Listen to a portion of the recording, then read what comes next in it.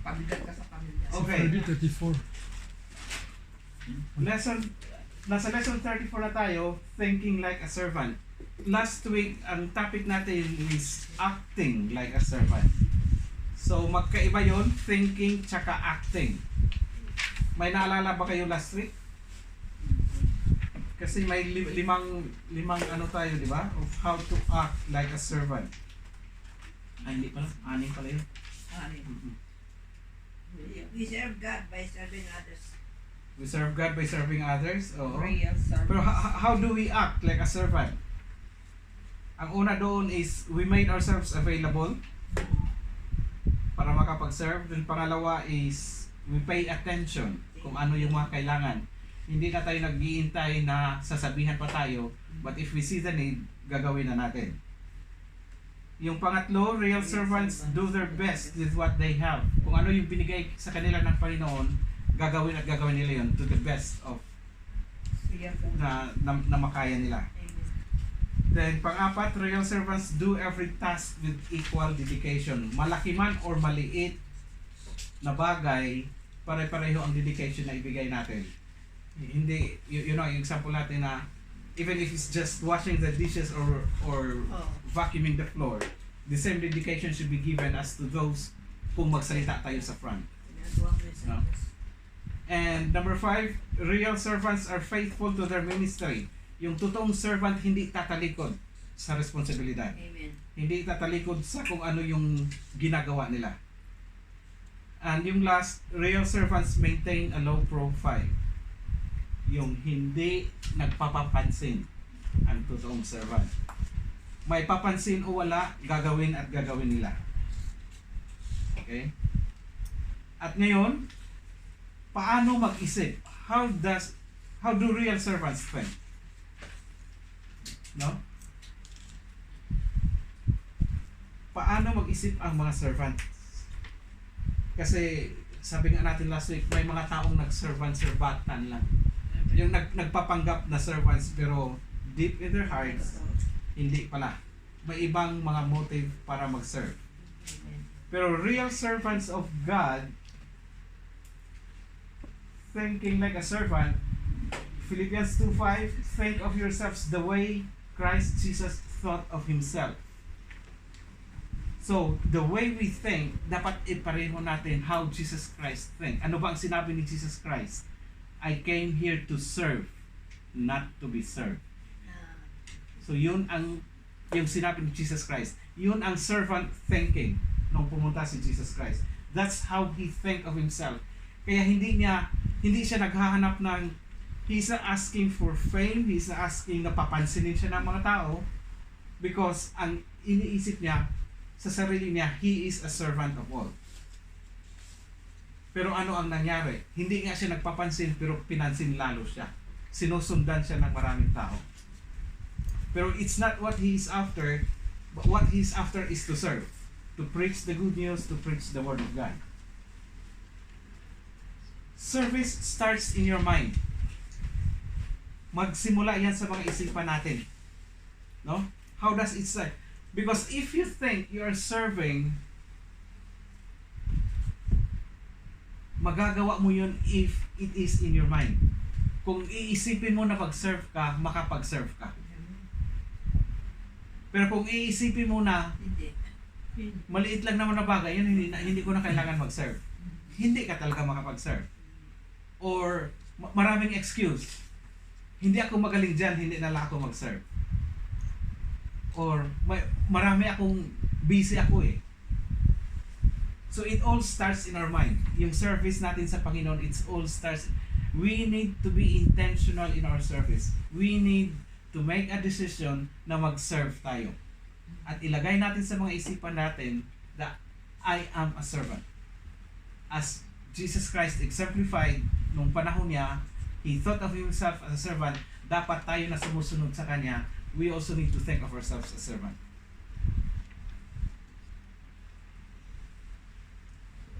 To be a servant requires a mental shift, a change in attitude. Kailangan talaga nating baguhin yung isipan natin. We need to change our mind. Because andito tayo sa mundo, hindi yun ang tinuturo sa atin. No? Kahit nung lumaki tayo, kahit mga parents natin, hindi nila tayo tinuturuan na mag-serve ka sa iba. No? Walang parent na gusto makita yung anak nila na nag-serve sa ibang tao. Di ba? So we grow up in a culture, we grow up in a mentality na dapat nakaangat tayo sa iba. So mula pa nung pagkabata natin, hanggang lumaki tayo, ang culture, ang mentality ng environment natin is hindi para mag-serve. Kaya napakahirap baguhin. That's why we need to change our attitude. We need a mental shift. Na baguhin natin yung pag-iisip natin that I am a child of God and I am a servant. Okay? God is always more interested in why we do something than in what we do. Mas interesado siya kung bakit natin ginawa yon kaysa kung ano man yung ginawa natin. Nakuha natin to? Because why we do speaks of your heart. Kung ano yung nasa puso mo. Kasi kaya ginawa mo yun. Yung reason of why you do things. No? So God is not looking much on what you do. Na yung mga nagsiserve sa church, yung mga nagtuturo, yung mga naglilid.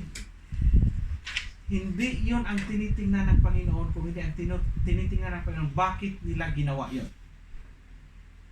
Ano yung nasa puso nila? Ano yung nasa mind nila? What motivates them to do something? What motivates them to serve?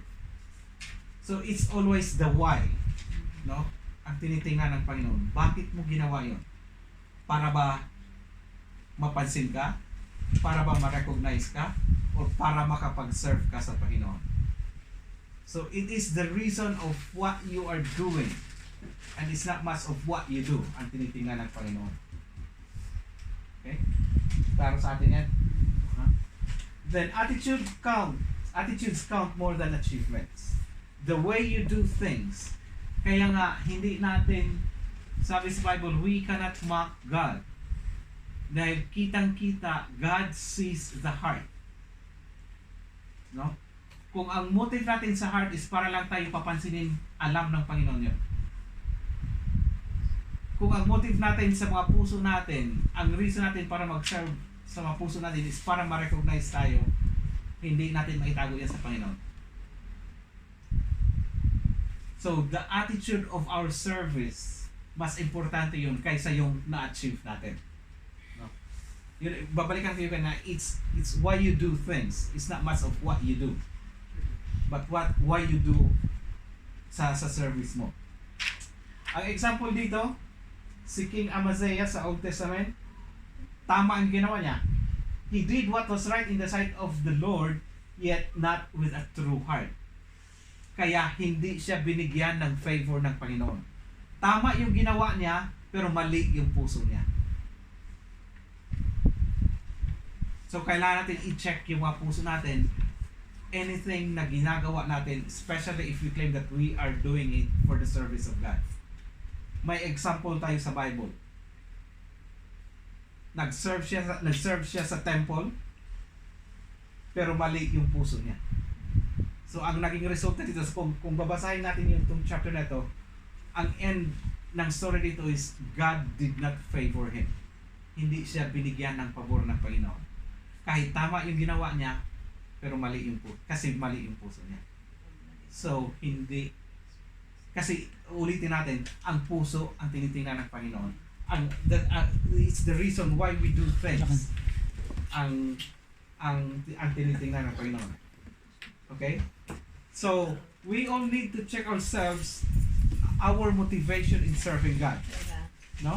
Again, uulitin ko, we have an example in the Bible that si King Amaziah, he did what is right. Pero mali yung puso niya. Tama nga yung ginawa niya, pero mali yung puso niya, hindi niya nakuha yung favor ng Panginoon. So we all need to check ourselves. We all need to check our hearts We all need to check our motivation in doing things. Paano bro si King Amaziah. Yeah. yung heart, yung motives ang mali, ano? Yeah. He did what needs to be done sa temple, pero mali yung puso niya. Mali yung motivation niya in doing things. Okay. The thinking like a servant is difficult. We need to realize this because it challenges the basic problem of my life. I am by nature selfish. We all are by nature. Kaya napakahirap talaga. Kailangan talaga natin we need a mental shift. Kailangan natin baguhin yung attitude, yung mentality natin when it comes to service. Hindi ito madaling gawin. Okay. We need to realize it. Kasi lahat tayo, yung nature natin, selfish. Makasarili tayo. Dapat aminin natin, dapat tanggapin natin yan. No? Walang exempted dito. Okay. That's why ang advice sa Bible is renew your mind. Dapat baguhin natin yung mga isipan natin because kung hindi magbago ang mentality natin, babalik tayo kung ano ang natural sa atin. Okay? So this is not an excuse na okay selfish naman pala ako na talaga so hindi na lang ako mag-serve. Diba? This is the truth sa ating lahat, but we can overcome this. No? Hindi ito pwedeng maging excuse na hindi tayo mag-serve. Or hindi ito maging excuse na yung motivation natin to serve is yung tamang motivation. No? Yes, we are all selfish, but this can be changed.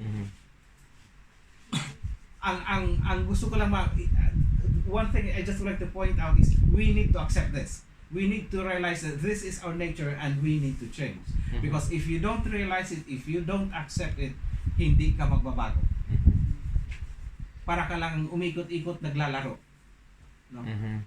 So we need to accept it in ourselves na lahat, I mean, ito yung nature ko talaga Ito yung nature ng pagkatao ko, selfish. Parating sarili ko ang iniisip ko. That's why God wants to step in sa buhay mo because He wants to change you. He wants to shift. Kailangan magkaroon ng mental shift. At magkaroon ng pagbabago yung pag-iisip natin. So basically pala, Brother Manny, so yung service ay somehow ay one way to dissolve yung self mo, no? Kasi sa service, you don't think about yourself. Yeah. So basically, dinidissolve mo, sinisira mo yung bad nature ng tao na makasarili. Diba? So totoo lang, kahit sa bata, kahit hindi mo turuan yung bata, selfish na it's all about pakabig, about sa sarili niya.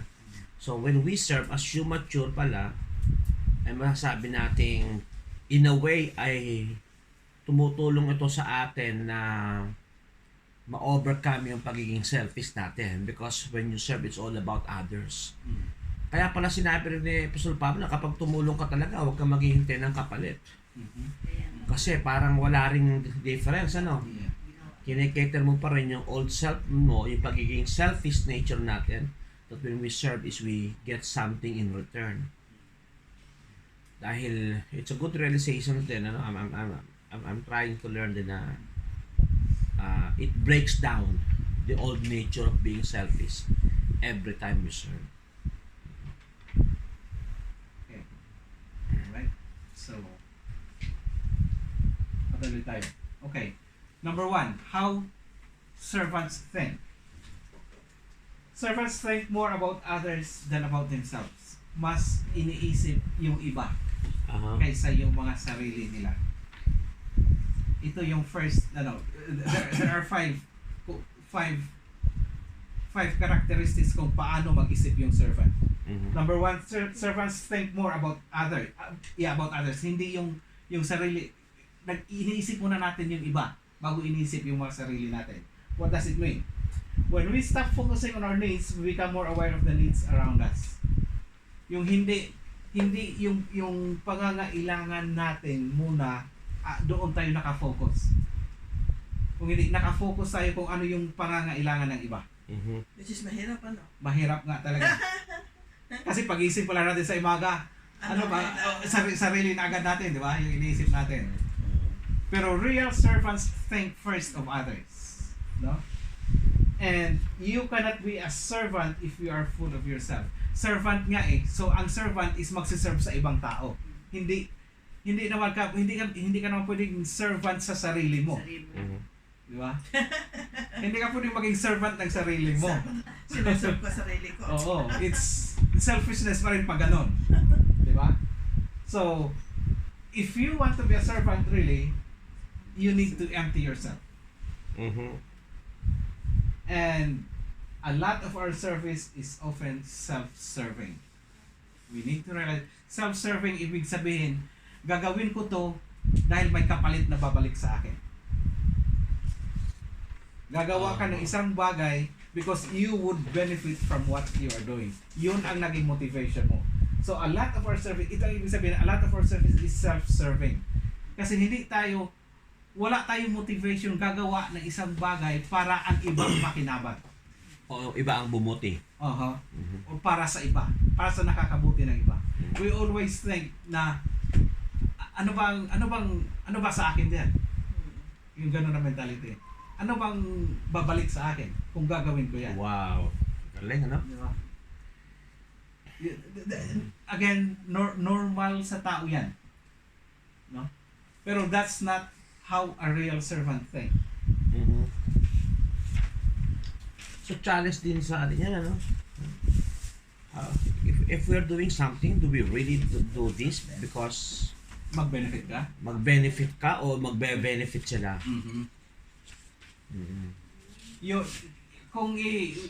Let's think about yung service natin sa church. No? Dito sa Passion Church.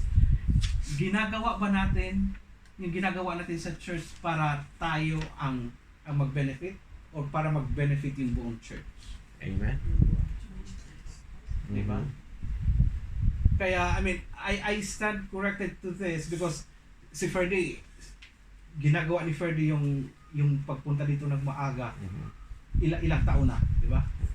Kasi doon din ako nag-start first but I have to admit na dumating din sa isipan ko na bakit ako na lang parati ang pumupunta ng maaga sa church? Dumating it came to my mind. Pero I have to check myself na service to service ito sa Panginoon. Which we are grateful na si Ferdy hindi na ganon.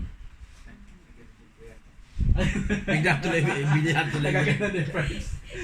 Bigla tuloy. Pero ginagawa pa rin man, friends. Pinapasa na. Naman mo ako magbuka, hindi ako matulog eh.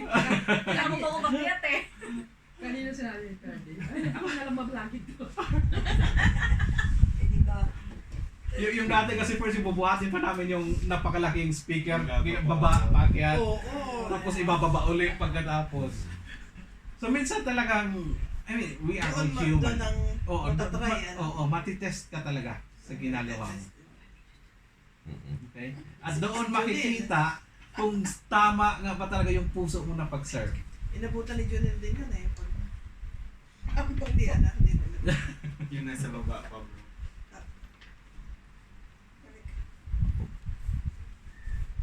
Titingin doon.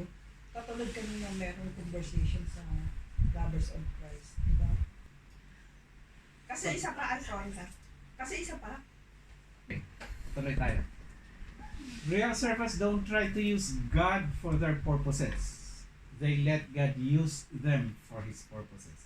Yung magsiserve tayo na yung purpose natin ang tinitingnan natin. No? Yung gagamitin natin ang church para makilala tayo. Gagamitin ang church para ma-discover tayo kung sa mga artista pa yan. No? They are using yung service at church para sa mga purposes nila. Meron na tayo dito na nangyari na hindi rin tumagal. Kasi nga mali yun. No? They're using the church para ma-serve yung mga purposes nila sa buhay nila. Pero dapat hindi ganon. we need to let God use us for His purposes. Dapat mag-serve tayo para sa purpose ng Panginoon, hindi yung purpose ng mabuhay natin. So we need to look at the bigger picture na ang pag-serve, when we are serving the church, it's not for us, but it's for the body of Christ. It's for the kingdom. Okay? It is for God. And self-denial is the core of servanthood. Kailangan talaga nating i-deny yung mga sarili natin. Dahil pag hindi natin magawa-gawa, hindi tayo makapag-serve ng tama. Kung hindi tayo marunong ng self-denial, we will go back na mag-moan tayo kung mag-serve tayo. Magreklamo tayo. Mapapagod tayo. Tsaka ano yun eh, pagka may ganun ka ng spirit, kinokorrupt na yung buo mong pagkatao. Yeah. Ikaw na yung mismong makukorrupt. Yeah. At hindi lang titigil dyan, pastora. Makukurap mo pa yung iba. Oo. Dahil hindi mo pigilan magreklamo. Very dangerous Oo. yung complaining spirit. Yeah. Okay? So we can measure our servant's heart by how we respond when others treat us like servants. Paano ba tayo magre-react? Kung yung mga tao tinitreat tayo na servant. Ay. Doon natin ma-check yung mga sarili natin. Bumabaliktad ba tayo ng sandali? Bakit mo kontrinato na gano'n?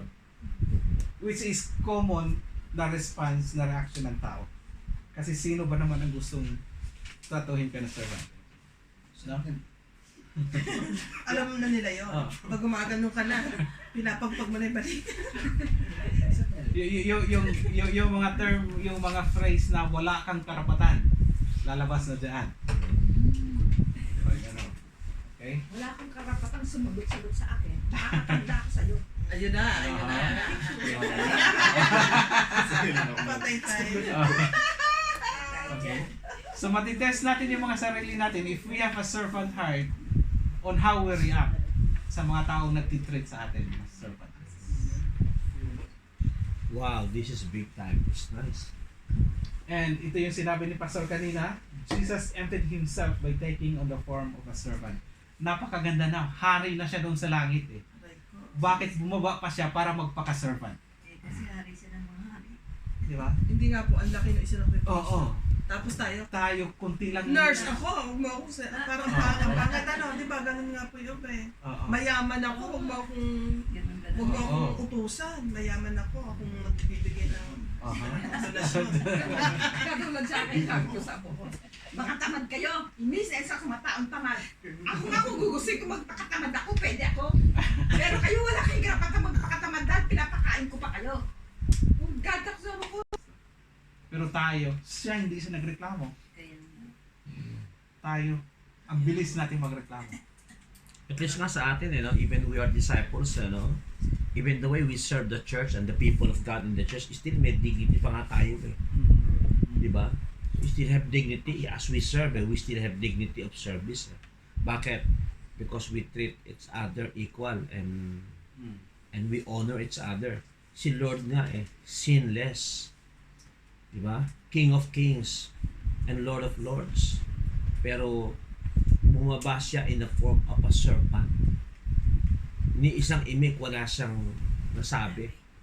Diba? Parang kung minsan nakaka-guilty, it's a wake up call din sa atin na sa atin minsan konti pa lang yung service natin we tend to be complainant o complaining no? Para bang nakakapagreklamo na kada tayo and I hope and I believe na in this church ay kung meron pa man tayong mga ganong attitude, kung minsan God is going to change them. Diba? We're going to change. Kaya pala sinabi ni Lord na who among you is the greatest? Ang sabi rito, kung sino yung nagserve. The one who is serving the people of God even more. Yun ang greatest sa kingdom talaga ng Panginoon. Hindi yung sineservan because the Lord, ako kung nasabi nito ng Brother Manny kanina, I hope nandyan lang yan na the Lord has come to serve, not to be served. The Lord has come to serve, but not to be served. Dito walang pastor-pastor, walang elder-elder, walang disciple, walang imbalido. Lahat talaga tayo mag-serve. Amen. Okay. So, pangalawa, servants think like stewards, not owners. May pagkakaiba ito. Steward, tagapamahala. Ang owner is ikaw ang may-ari. Mamayari. Ito na yung mentality of yung entitlement na sa akin to, dapat ganito ang mangyari. Mhm. Ako ang may say dahil sa akin ito. You cannot be a servant if you are thinking like that. Again, let us all be reminded that everything we have, we are just stewards of it. Hindi tayo ang may-ari niya. Mhm. Pinagkaloob lang yan ng Panginoon sa atin. Kaya minsan nawawala sa atin yung mga binigay ng Panginoon because we started thinking na atin yan. Yung we lord over it. Na akin to. No? Mhm. Okay, what does it mean by that? How are you handling the resources God has entrusted you? No? Yung mga talent natin, yung mga biyaya natin, yung pera natin, yung buhay natin. How do we handle it? Do we handle it na yung pag-iisip natin na katawan ko to buhay ko ito? Or ang pag-iisip ba natin is binigay to ng Panginoon sa akin? I am a steward of what God has given me. May pagkakaiba kasi yung resulta of how you do with your life sa dalawa, yung servanthood and stewardship. I mean, yung ownership tsaka stewardship. Mhm. Magkakaiba ang magiging resulta ng buhay natin kung depende doon sa dalawang pag-iisip na yun. So, yeah, servanthood and stewardship go together kasi ulitin ko, if you think of yourself as the owner of what you have, Mhm. hindi ka pwedeng maging servant. Kasi Mhm. sa'yo yan, Mhm. ang iniisip mo. But if you think na pinagkatiwala lang to sa akin ng Panginoon, Mhm. so iba ang magiging dadaloy sa'yo. I mean, the way you treat things, the way you treat your possessions, iba ang makikita kung stewardship Mhm. ang nasa isip mo. Most people are sidetracked from serving by materialism than by anything else. Nasa sidetrack yung mga tao na mag-serve dahil inuuna yung material na mga bagay. No? Hindi makapag-serve, ito na dito na ngayon. Ang papasok ng Sunday. Diba? Mhm. Or yung mga nag-excuse na pag nakaipon na ako, Lord, Yeah. mag-serve na ako sa'yo. Mhm. Si Ferdy yata yung may pinost ka ba doon first? Na Papakabit mo na. iintay mo munang mabago yung sarili mo Bago po bumalik kay Lord. bago bumalik kay Lord. Yung shift, yung thinking ng tao na dapat meron muna ako bago ako mag-serve sa Panginoon. It is a ploy of the enemy. No? Doon na sa sidetrack. Kaya hindi makapag-serve agad yung tao. Bakit? Iba ang nakita, iba ang inuuna. No? Materialism. Money has the great potential to replace God in your life. Hindi ka na makapag-serve sa Panginoon kung marami kang pera Kasi sa Busy ka sa isip mo, business mo. hindi mo na kailangan mag-serve Marami ka na Bakit ka pa mag-serve? Babalik ulit tayo. Si Jesus, andyan na sa kanya lahat. Nag-serve pa rin siya. Mhm. When Jesus is your master, money serves you. Kung nasa Panginoon ka, kung sinusunod mo ang Diyos, ang money ang slave mo. Ang money ang sumusunod sa'yo. Pero kung ang money, ang pera ang master mo, ikaw ang naging slave. Ikaw ang sunod-sunuran sa money, Mhm. sa pera. And servants of God are always more concerned about ministry than money. Yung totoong servant, mas iniisip muna yung ministry. Kasi ang money ibibigay yan ng Diyos Mhm. Uunahin natin Amen. kung ano yung pinapagawa ng Panginoon. Kasi kung pinapagawa yun sa iyo ng Panginoon, ibibigay niya kung anong kailangan mo doon. Kaya hindi talaga tayo pwedeng ma-excuse na wala pang pera Hindi muna ako mag-serve. Hindi muna ako mag-minister. Mhm. Okay?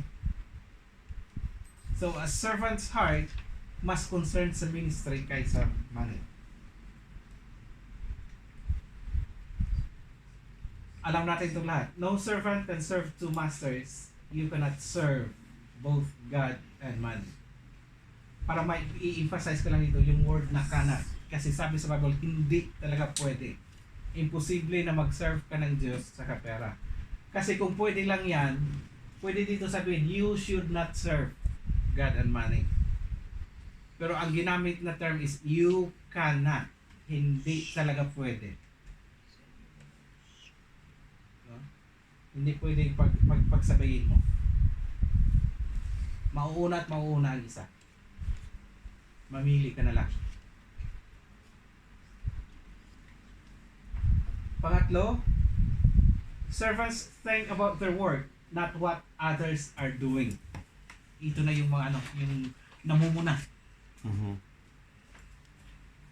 May pinapagawa sa iyo, dapat 'yun ang isipin mo.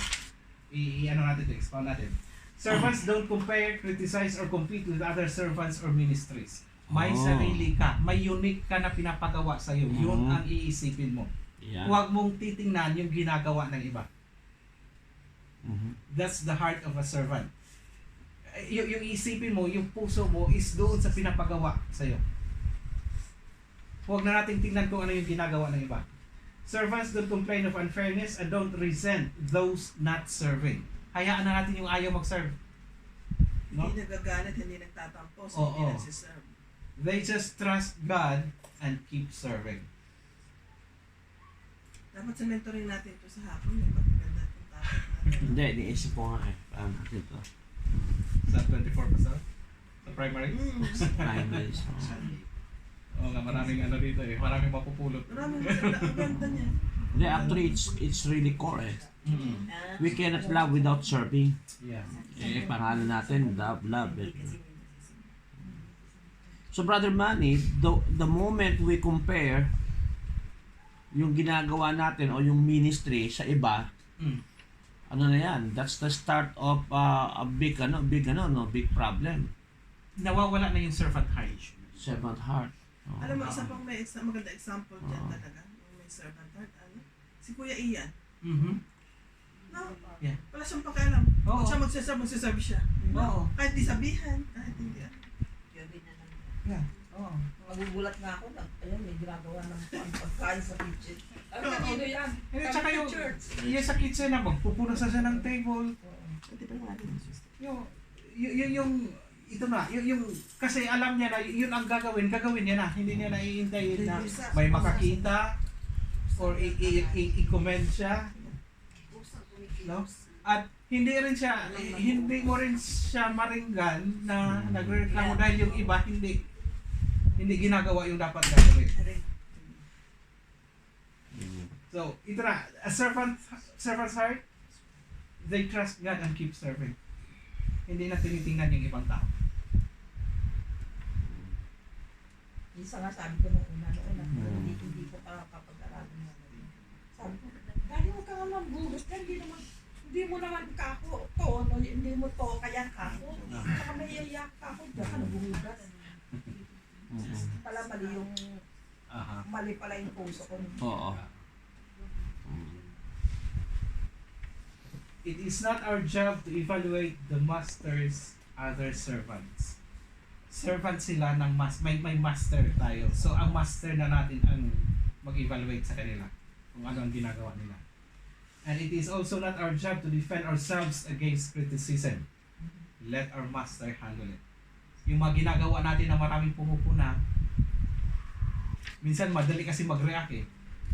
Ginagawa ko to para sa church eh. Bakit mo ba ako pinupuna? Yung mga ganyan. Dapat hindi na ganun ang lalabas sa atin. Bigay mo na sa Panginoon. Yeah.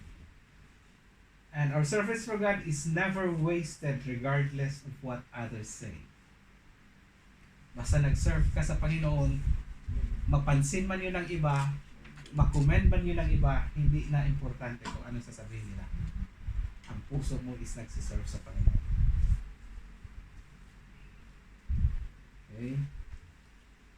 Romans 14:4, who are you to criticize someone else's servant? The Lord will determine whether His servant has been successful. So ang Panginoon ang mag-judge sa tao kung nag-serve ba siya o hindi. Hindi tayo ang mag-criticize. Lang mga ginagawa nila. Okay, pangapat, isa na lang. Servants base their identity in Christ. Dapat yung tingin natin sa sarili natin, anak tayo ng Diyos. Kaya tayo nagsiserve. Yung identity natin, yung pagkatao natin, yung pagkakilala natin sa sarili natin is anak tayo ng Diyos. Na kay Kristo yung identity natin. Servants don't have to prove their worth because they know they are loved and accepted by grace. Hindi mo na kailangan i-prove pa sa iba. Kung mag-serve ka. Dahil alam mo na nag-serve ka because yung puso mo, tanggap mo na mahal ka ng Diyos. Na yung grasya ng Diyos na sa'yo. If you're going to be a servant, you must settle your identity in Christ. Mahirap mag-serve kung ang identity natin naka-base sa sarili natin. No?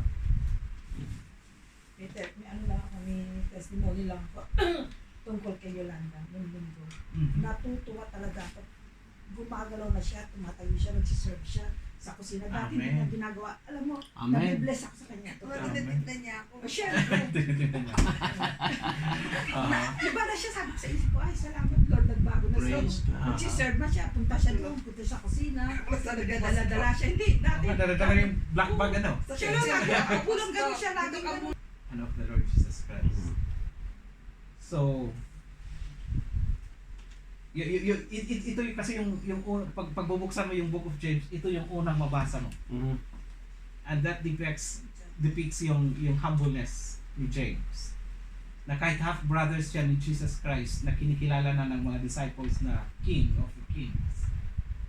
Pero Sino matanda si Jesus si James? si Jesus. Una si Jesus.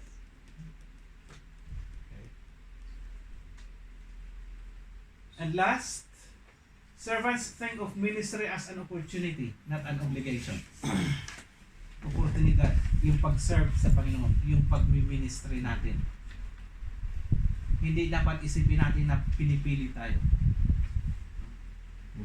It should come from the heart.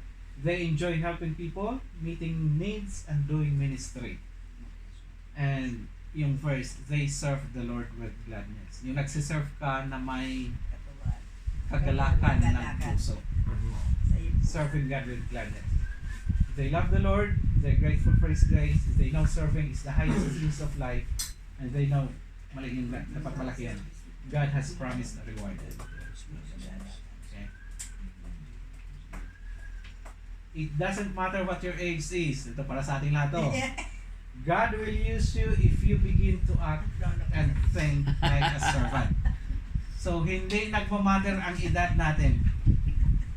Matanda yun o naman bata. pala. Kung sa isipan natin Yun naman at sa pala. gawa natin ay pagsiserve sa Panginoon, Talaga, no. gagamitin tayo ng Panginoon para sa kingdom. At yun, sabi mo, age doesn't matter. I will still serve God. Okay? Yan. So, mga kabataan, may J12 tayo. Mga kaidaran ko, mga may edad na, May J-old tayo, J-old. hindi nagmamatter ang edad sa pag-serve ng Panginoon. Okay? Parang prayer ko yung kanina, matanda pa ng bata. Basta ilagay na lang natin sa puso natin na we are serving. No? Gagamitin tayo ng Panginoon. At yung previous lessons natin, isipin natin na may mga bagay tayo na ikaw lang ang makagawa ng bagay na yun sa kingdom ng Panginoon. Kaya it doesn't matter kung anong edad mo, yun ang pinagawa sa iyo ng Panginoon dahil ikaw lang ang makakagawa nun. Amen. Okay. So yung age na yun, hindi lang matanda. Patbata din to. Oo. Kasi may mga churches na kung bisa sasabihin, tapos na kami dyan kayo naman. Hindi pala, no? Hindi. Hanggang may buhay. Graduate na kami. Oo. Kayo naman. Oo. So sa service walang graduation. Wala, pastor. Sa life class meron. pero sa ano walang graduation pala ano sa service. Oo. I like that. Okay, praise God. Sa kingdom ng Panginoon, walang retirement. Sinabi natin yung last week. The only really happy people are those who have learned how to serve. At I'm glad na may mga J12 tayo dito na nalaman ito at your age ngayon. Na kami tumanda na kami, we have age. Pero I think, mag-agree pa tayo dito, na yung mga taong totoong happy, totoong may joy sa puso, are those who have learned how to serve. Just like yung yung kaibigan ni ate, si ate yung nag-volunteer sa hospital. Yung lagi mong Si Betty. si Betty. Masaya si Betty kahit siya Ayan. namatay na ala siyang family dito, mag-isa na lang. Pero nagbo-volunteer siya sa hospital. Masaya yung babae, yung matanda. Pero yung ibang sa bahay lang malungkot. Gusto ko nga ang recruited yun. Volunteer ka rin? Gusto ko isama sa cell group. Kasi hindi ko pa vaccine masyado alam yung bahay niya. Okay. John 12:26, the Father will honor and reward anyone who serves. Anyone who serves. Sabi ito ni Jesus Christ. So yung service natin ay nakikita ng Panginoon. Ayan. May promise na reward yan. Hallelujah. At napag-alaman natin last week na kahit gaano kaliit yung service, i-reward at i-reward yun ng Panginoon. Ano nga yun first? Kahit cold water, di ba? Magbigay ng cold water. Pag nakita ng Panginoon yun, i-reward ng Panginoon. Parang nakakauhaw. Yan ang cold water, joke. Gabi na mainit daw. Hebrews 6:10, Gabi na mainit daw. He will not forget how hard you have worked for Him and how you have shown your love to Him by caring for other Christians. Hindi yan makakalimutan ng Panginoon. Yung service mo na yun. And last. Okay? To be a servant, I must think like a servant. Dapat mag-start talaga sa isipan natin to truly serve God. Appreciate you mo. At yung ano natin, yung tanong natin sa mga sarili natin, ano ba yung, saan ba yung concern ko? Yung magpapaserve ba ako or mag-serve ako? Is it being served or finding ways to serve? Praise God. Ano yun?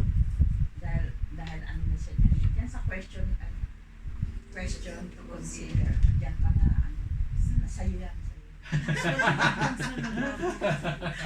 Masaya. Actually, masaya naman talagang nagsiserve sa Panginoon. Amen. Ko lang na ano nung Sunday. Nung Sunday mo lang na-realize. Basta nila. Hindi, okay naman yun. Okay naman Kaya yung kaya nag-move kasi nakikita ko yung maraming tao naman kaya ako naman nakaupo dahil Oo. kasi nakikita ko yung daming nagbubit pa ng mga basura Oo. saan ako pwesto pa nito kung kukuha pa ako ng plastic Tama naman. Ate, actually po. Schedule mo ulit si ate. Hindi, ate, sa Sunday po pala kayo ang usherette. ano yun? Maaga po kayong papasok, tapos andili kayo sa harap at taga-kamay sa mga dumadating. Alas Jess? Hindi naman po. 12 lang po. 12 po. 12. 12. Si Debang na gano'n sa kasi Beda na Eh, kaya nga po kailangan meron din Palitan may mo sila. schedule. ako. Oo. Okay. Okay. Pastor? Thank you, Brother Marin. Then siguro at bago tayo no,